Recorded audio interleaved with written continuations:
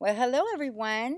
This is Chrystallynn coming to you from Southern California, and I am coming on today to talk about what's going on up in the sky, to put in my 2 cents because there's so much stuff going on that it's really hard to capture in just a small moment, but I'm going to attempt to do that. Um, Thank you very much. If you are watching this, we're going to take a look and jump right in to what is going on because I want to talk about this story that's unfolding. One of the things to remember about astrology that's super cool is that these are cycles and these are patterns. We obviously know that. And if you've been following astrology, long enough and studying the transits, you'll start to recognize in your own life, different things happening or memories coming back that happened maybe 30 years ago at the time that a certain transit was happening. And that is bringing it back to the surface today. Okay, hopefully that makes sense. Mars is in Aquarius right now, and that is in my 12th house. And so when Mars is in Aquarius, I am very high vibrational. So that's why I've had a hard time coming on. I have so much that I want to say and share with you guys and talk to you about. But it's a lot of energy for me to contain right now. So I felt like there was this moment that things seem to be a little bit settled. So let's get into it. So we know everybody's talking about the full moon, the sun in Scorpio and the moon in Taurus. Last night, we were at the peak of that full moon. We are still in this energy right now. We also have Mercury in Scorpio and Venus in Scorpio retrograde, along with Jupiter at its final degrees of Scorpio as well. Okay, so, I came on today and I was trying to figure out just some basically good lighting. And I was like, oh, the light's so bright right now. I just kind of wanted to be in the garden, listening to a little Fleetwood Mac, kind of really quiet. And so under the trees. And so this video is really a reflection of that energy. Also, with the moon in Taurus, we have this real strong desire to feel the earth, to touch the earth, to value things, to really heighten our senses. Last night I was walking around, with the full moon up and just saying sending my prayers up. And, it was just so amazing because it was a very deep energy, taking us deep into the things we've been dealing with the last year. Okay, even taking us back to 2012. Okay, remember, again, I'm talking about these cycles. Saturn was in Scorpio from 2012 to 2015. What was going on during that time in your life? A lot of us are like, oh, I don't even want to think about that time. But the things that seem to come to your memory right now, Jupiter is really here in Scorpio to bring that up into the surface and expand and to heal. So not only that, we have Sun, Mercury, Venus here, all taking us down and having us look at the darkness and not be afraid of it. Now, going back to this moon in Taurus, this sensuality, it's a feeling of, you know what, I just want to rest. I want to eat. I want to take care of myself. I don't want to push too hard. And if you're in that place right now and you feel like something's wrong with you, that you're not doing enough, oh no. These are the cycles that help us in our life to heal, to balance, to feel good about ourselves, to rest. Retrogrades help us go back and step back with Neptune and Pisces retrograde. Okay, there's some deep healing going on here. Some deep psychological stuff. I would say the last year for many, many of us has been a deep psychological journey. Also dealing with our mental health, how we are going to be able to function, I would say, to function here on this earth with all of the vibrational changes. It's not easy. For many of us, we're extremely sensitive. We're on a high vibration, so being around people, reading in too much to situations that are going on, even if you're trying not to, you can feel them. Needing long days, weeks of rest after a big event in our life. And some of that's normal, ebb and flow of emotions, okay, emotional things that go on in our life. But because we're on such a high vibration, the things that we were able to do before that worked for us are no longer working. So now we've been watching for years now all over Facebook, eating healthy, eating good, going back to herbal. Our bodies have to function on that level. You see so much going on behind the scenes. Here we go with this Scorpio energy. Looking at the food we eat, the milk we drink, where does it really come from? And is it really good for us? Or we just been, all the advertising, all the things that have drawn us in to not look at what happens behind the scenes. And so Scorpio Taurus is all about, let's look at the earth, let's look at the land. Let's look at the slaughter of cows behind the commercial with the big, gulp of milk and in the kids' cereal. We're seeing those things now for really what they are. And I'm not necessarily giving an opinion, although it would seem obvious. I'm just trying to share with you, these are some of the things coming up. And with Mars in Aquarius, it's been a long journey of Mars trying to teach us that we not only need to live differently, the earth is suffering and needs to vibrate higher, and we need to look at the things, the same toxic things that we talk about in our life. We talk about toxic relationships. The earth is toxic. The earth has toxicity. Now, that is not to say the earth is not amazingly powerful to heal itself. It does not need us. But what it does need, what it wants, is a co-partnership, a co-creation together, that we're respecting the earth and the earth is giving back to us in abundance, that we're able to start living on a deeper level, to be more creative than ever, to be more intuitive than ever, to operate on this deep intuition. For so many years, even when you were a kid and you said, hey, I'm experiencing this, or I'm having these dreams, and, nobody would really understand that spirituality, that level of connection we were starting to have as young kids. Okay, those of you in the 60s, 70s, right?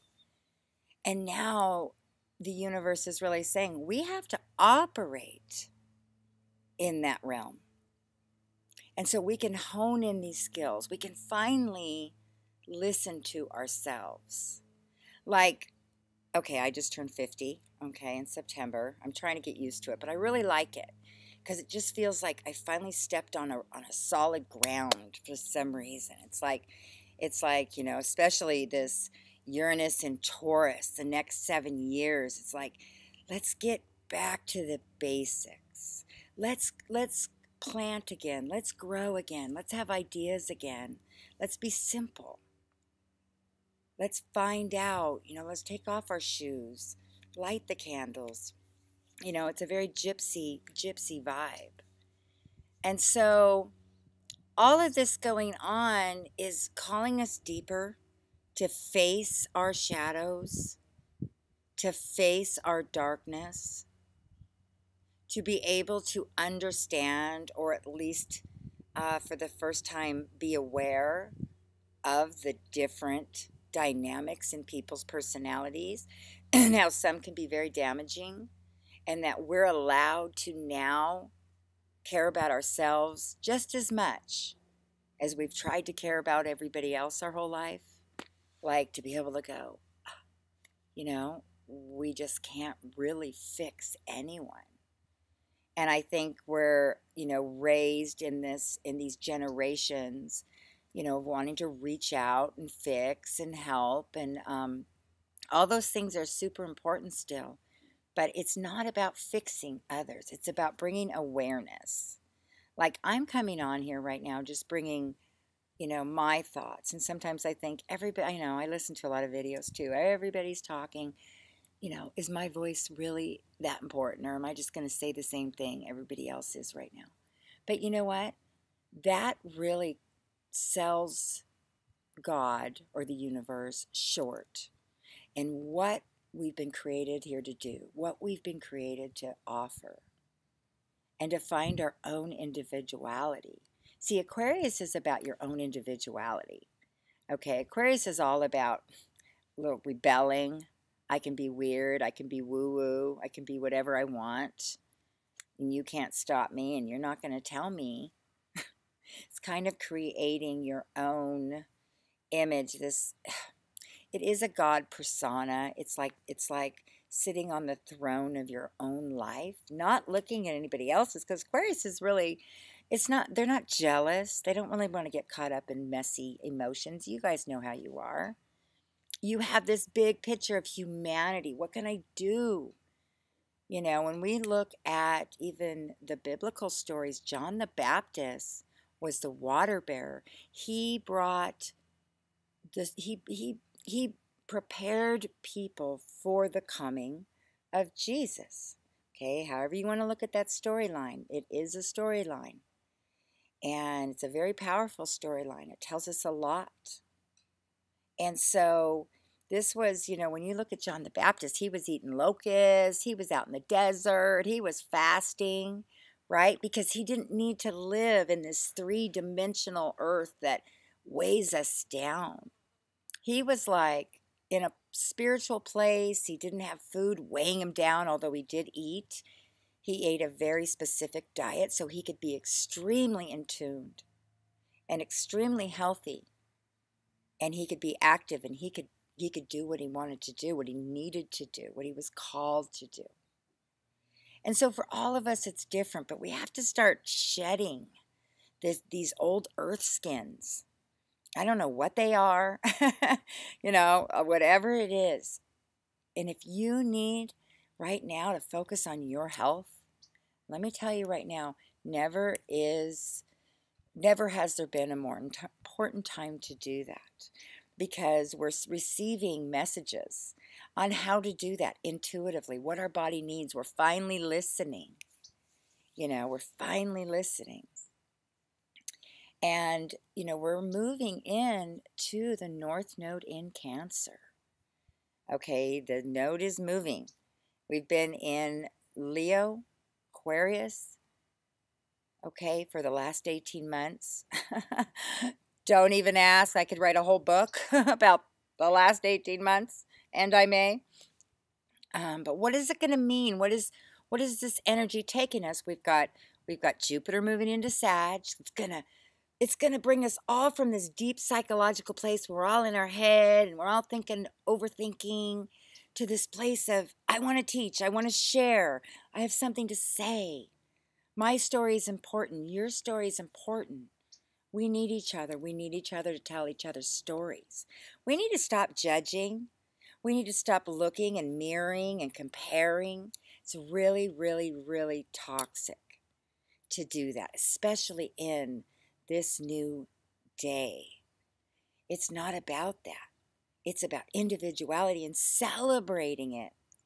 Right now, you may feel a real strong calling or a strong connection that you're feeling towards certain groups. Like maybe you finally found that group that you can offer and that they're giving you something. I found a Facebook group on empaths, one of the empaths I got on, and I love it. I haven't said anything on it yet, but I love everything everyone says, and it's like, wow, this is a whole community, and they're rising up, and they're being really powerful together, and they're working together. So, wow, I mean, woo, there you go. North Node in Cancer is going to take us home. It's going to bring us back to nurturing. It's going to bring us back to the women in our life, the mothers, the grandmothers, the matriarchs. It's going to bring us back to caretaking. Many of you right now, the next 18 months, are already seeing that you may be taking a caretaking role for your mother, or your mother's taking care of you, or you're taking care of your children are taking care of you. There's this very strong mothering. The South Node will be in Capricorn, so money's important because we got Pluto there and Saturn there, and it's trying to get us all focused, building our empire right now, getting us grounded. But it wants to take the pressure off of that right now, and not so power hungry, and to start going, wow, these areas in my life are very dry. They're very dehydrated. I don't know why these words I'm coming. It's like, what's the word I'm looking for? When your life just needs that washing of the moon. That's Cancer. That washing of the ocean. That's Neptune and Pisces.